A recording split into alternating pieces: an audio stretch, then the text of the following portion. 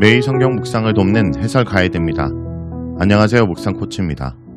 함께 읽고 나눌 말씀은 로마서 15장 22절에서 33절까지 말씀입니다. 바울은 구체적인 선교 계획과 함께 로마 교회의 도움을 요청합니다. 먼저 연보의 일로 예루살렘을 방문한 후 서바나 선교를 위해 로마 교회를 방문할 것입니다. 바울은 로마 교회가 서바나 선교의 전초기지가 되어줄 것을 부탁합니다. 22절에서 24절 읽겠습니다. 그러므로 또한 내가 너에게 가려 하던 것이 여러 번 막혔더니 이제는 이 지방에 일할 곳이 없고 또 여러 해 전부터 언제든지 서반으로 갈 때 너희에게 가기를 바라고 있었으니 이는 지나가는 길에 너희를 보고 먼저 너희와 사귐으로 얼마간 기쁨을 가진 후에 너희가 그리로 보내주기를 바라매라. 이제 바울이 지중해 동쪽 지역에서 일할 곳은 더 이상 없었습니다. 그래서 그는 지중해 서쪽으로 눈을 돌리고 있습니다. 바울은 처음부터 로마를 지중해 서부 지역 선교 출발지로 생각했습니다. 바울은 자기가 로마에 여러 번 가려다 막혔다 말합니다. 길이 막힌 이유에 대해 바울은 설명하고 있지 않기 때문에 정확하게 아는 것은 불가능하지만 여러 가지 이유를 생각할 수 있습니다. 데살로니가전서 2장 18절처럼 사탄의 길을 막았다거나 성령이 막았다거나 하는 언급은 여기서 하지 않습니다. 아마도 그의 마음은 미래 선교에 집중하고 있었기 때문일 것입니다. 그런데 이제 이전의 장애물들이 사라졌습니다. 드디어 바울이 서쪽을 향하여 도약할 수 있는 태세를 갖춘 것입니다. 바울에게 서바나, 스페인은 땅끝이었습니다. 바울은 지중해 세계 동쪽 지역에서의 자신의 선교 사명을 완수한 뒤 땅끝까지 나가려고 하는 것입니다. 이런 방식으로 바울은 이스라엘의 구원과 그리스도의 재림을 준비하고자 합니다. 바울은 로마를 중간 경유지나 교두보로 여기고 있습니다. 하지만 세계의 수도를 자신의 영역으로 삼으려 한다는 의심을 받지 않으려고 조심합니다. 그래서 자신의 행성지가 서바나라고 분명히 밝히고 있습니다. 사도행전 19장에서 보면 바울이 에베소에 있을 때 예루살렘을 거쳐 로마로 가기로 결정한 것을 알 수 있습니다.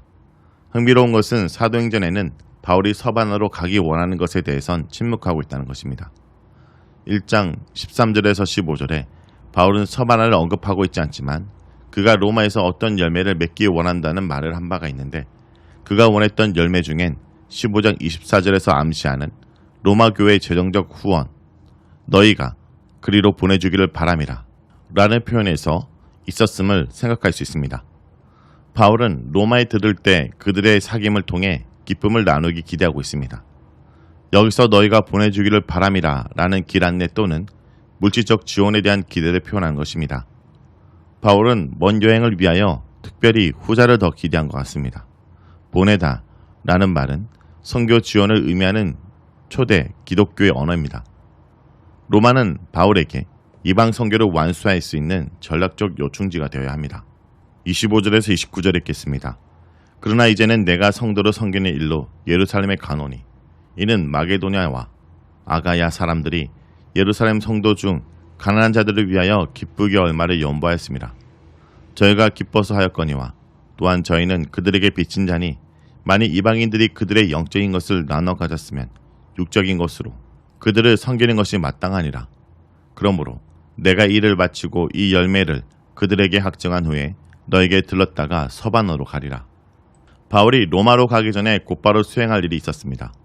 25절에서 27절에 바울은 자기가 왜 예루살렘에 가고자 하는지 그 이유를 밝힙니다. 성도를 섬기는 일을 하기 위해서 그곳에 먼저 가기를 원하는 것입니다. 마게도니아와 아가야에 있는 이방인 교회들이 모은 헌금을 전달하기 위한 것입니다. 흥미로운 것은 갈라디아가 언급되지 않는 것인데 고린도전서 16장 1절에 갈라디아 교회들에게도 헌금할 것을 부탁한 것을 볼 수 있기 때문입니다. 바울의 사역 중 중요한 것 중 하나가 구제 헌금을 모아 가난한 성도들에게 전달하는 것입니다. 25절과 31절에서 바울은 헌금을 모으는 것을 섬기는 일 또는 사역으로 묘사합니다. 바울이 26절에서 성도 중 가난한 자들이라는 표현을 썼는데 그들은 예루살렘 교회에 속해 있고 재정적으로 어려움을 겪고 있는 사람들이었습니다. 중요한 것은 바울이 구제 헌금을 전달하는 것의 목적이 재정적인 것에 국한되지 않는다는 것입니다. 27절에 저희가 기뻐서 하였거니와 또한 저희는 그들에게 빚진 자니 만일 이방인들이 그들의 영적인 것을 나눠 가졌으면 육적인 것으로 그들을 섬기는 것이 마땅하리라. 마게도냐와 아가야 사람들이 기쁨으로 얼마를 연보하였음이라 했는데 여기서 연보로 번역된 단어는 코이노니아이기 때문입니다. 이 단어가 가리키는 것은 재정적인 것의 나눔과 더불어 가까운 관계입니다. 따라서 바울이 생각했던 것은 단지 재정적인 것을 나누는 것을 넘어서 이방인 교회와 예루살렘 교회 친교였습니다. 27절의 바울의 언급은 이 점을 더 분명히 합니다. 이방인들과 유대인들이 육적인 것과 영적인 것을 같이 나눠 섬기는 것을 당연하게 생각하는 것입니다. 구제 언급은 예루살렘 교회와 이방인 교회 사이의 유대를 견고하게 하는 수단입니다. 바울은 예루살렘에 있는 보수적인 신자 중 자기의 이방 선교를 이상하게 여기는 사람들이 많았다는 것을 알고 있었습니다. 예루살렘 교회와 이방인 교회 사이의 간격과 분리는 교회의 주이신 그리스도의 영광에 치명적인 손상을 입힙니다. 오직 관대한 형제 사랑의 표현을 통해서만 그것을 극복할 수 있습니다. 유대인 그리스도인은 이제 복음이 이스라엘의 경계를 넘어 이방인들에게도 주어졌다는 사실을 이해해야 합니다. 그들이 이방인으로부터 물질적인 선물을 받는다면 그것을 인정하는 것이 됩니다. 예루살렘에서 나온 복음이 이방 세계로 전파되어 이제 그 열매가 다시 예루살렘으로 돌아온 것입니다. 바울은 직접 구주헌금을 예루살렘에 전달하길 원하고 있습니다. 29절에서 33절 읽겠습니다. 내가 너에게 나아갈 때 그리스도의 충만한 복을 가지고 갈 줄 아노라. 형제들아, 내가 우리 주 예수 그리스도와 성령의 사랑으로 말미암아 너희를 권하노니 너희 기도에 나와 힘을 같이하여 나를 위하여 하나님께 빌어 나로 유대에서 순종하지 아니하는 자들로부터 건짐을 받게 하고 또 예루살렘에 대하여 내가 섬기는 일을 성도들이 받을 만하게 하고 나로 하나님의 뜻을 따라 기쁨으로 너에게 나아가 너희와 함께 편히 쉬게 하라. 평강의 하나님께서 너희 모든 사람들과 함께 계실지어다. 아멘. 바울은 예루살렘 방문 후의 여행 계획을 다시 언급하며 서반으로 갈 것을 분명히 합니다. 이 열매를 그들에게 확증한 후에 라는 표현은 고대 편지를 쓴 다음 왁스를 사용하여 붙이고 보낸 사람의 반지를 눌러서 인증하던 것을 비유로 말한 것입니다. 자기가 전달하려는 헌금을 통하여 코이니아가 제대로 일어날 수 있도록 확증하겠다는 의지를 표현한 것입니다. 29절에 그리스도의 충만한 복은 예루살렘에서 유대인 교회와 이방인 교회의 친교가 이루어지는 아름다운 복을 가지고 로마를 방문하겠다는 의도입니다. 그러나 그 복을 가지고 로마에 가기까지는 넘어야 될 장애가 많이 있었습니다.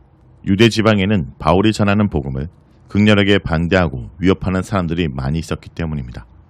그 위험을 잘 알고 있던 바울은 이제 주 예수 그리스도와 성령의 사랑으로 기도에 동참해 줄 것을 요청하고 있습니다. 로마의 교인들에게 자기가 우려하고 있는 위험에 대해 자세히 설명하지 않았던 것은 아마도 그들이 그 상황을 잘 알고 있었기 때문일 것입니다. 구체적으로 바울은 두 가지를 요청합니다. 믿지 않는 자들에게 건짐을 받는 것과 그의 섬기는 일이 예루살렘의 성도들에 의해 잘 받아들여지는 것입니다. 많은 주석가들은 사도행전이 이 일에 대해 침묵을 지키는 이유가 실제로 바울의 구제헌금이 예루살렘 교회에 의해 잘 받아들여지지 않았기 때문이라고 생각합니다. 그러나 정확히 알 수 없습니다. 바울은 로마 교회에 가서 좋은 사귐과 심을 가질 것을 기대했던 것으로 보입니다. 그는 33절에서 축복의 기도를 드림으로 마무리하고 있습니다. 15장 13절에서 소망의 하나님을 표현했는데 여기서는 평강의 하나님을 표현하고 있습니다. 하나님이 평안의 근원입니다. 이 평안, 샬롬은 단순히 문제가 없는 상태가 아니라 하나님의 온전함이 경험되는 것입니다. 자, 여기까지가 로마서 15장 22절에서 33절까지 말씀입니다. 오늘 말씀을 통해 우리는 무엇을 묵상하고 적용해야 될까요? 우리도 끝까지 섬겨야 합니다. 사도 바울은 결코 식지 않는 선교의 열정을 보이고 있습니다. 바울은 소아시아와 마게도냐 여러 지역 교회들을 개척하고 많은 이방인들을 하나님께 인도한 탁월한 사역자였습니다. 지금까지 한 것만으로도 어떤 사람보다 더 충성하기에 자신이 개척한 교회에 안주할 수도 있었습니다. 그러나 그는 이미 이룬 것을 잊어버리고 앞에 있는 표대를 향한 다름질을 멈추지 않습니다. 그것은 빚진 자로서의 삶을 보여주는 것입니다. 성도 여러분, 하나님의 은혜로 빚진 우리 또한 주님이 주신 그 일들을 끝까지 충성하며 나아가는 주의 백성들이 되길 간절히 기도드립니다.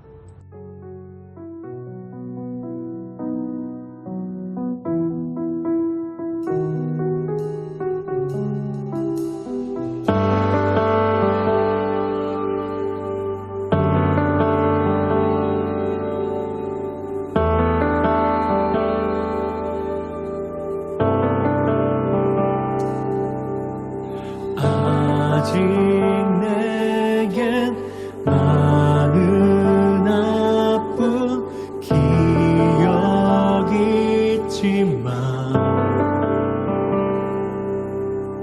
주를 향한 나의 노래 멈출 수 없네. 아직 내겐 많은 질문 남아있지만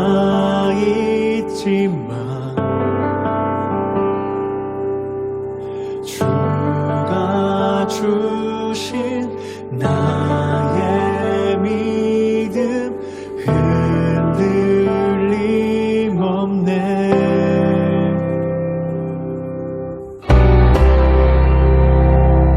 끝까지 주를 위해 살리 끝까지 주를 위해 살리 끝까지 주만 위해 살리 끝까지 주만 위해 살리. 아직 내겐 많은 아픈 기억이 있지만 주를 향한 나의 노래 멈출 수 없네.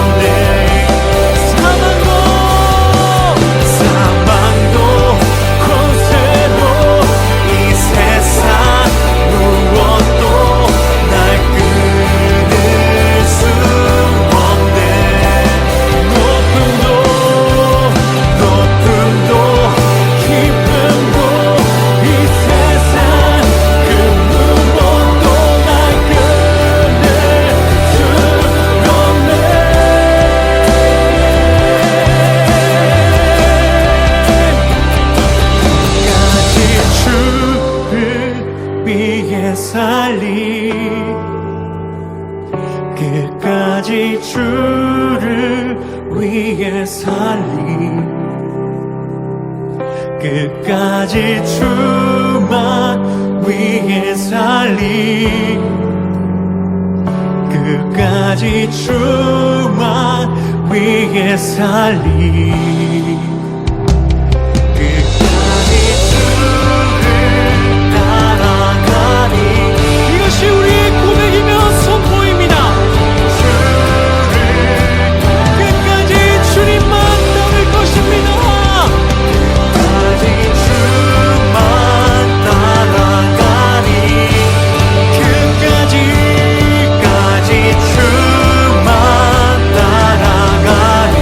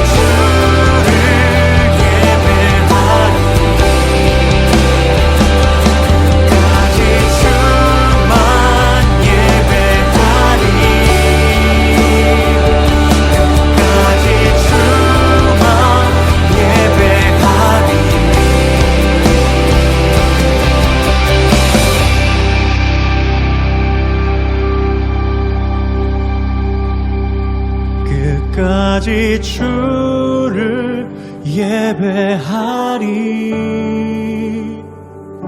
끝까지 주를 예배하니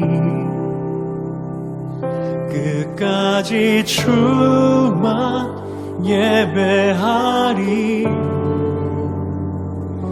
끝까지 주만 예배하니 끝까지 주를 예배하니 끝까지 주를 예배하니 끝까지 주만 예배하니 끝까지 주만 예배하니 끝까지 주를 예배하리 끝까지 주만 예배하리 끝까지 주만 예배하리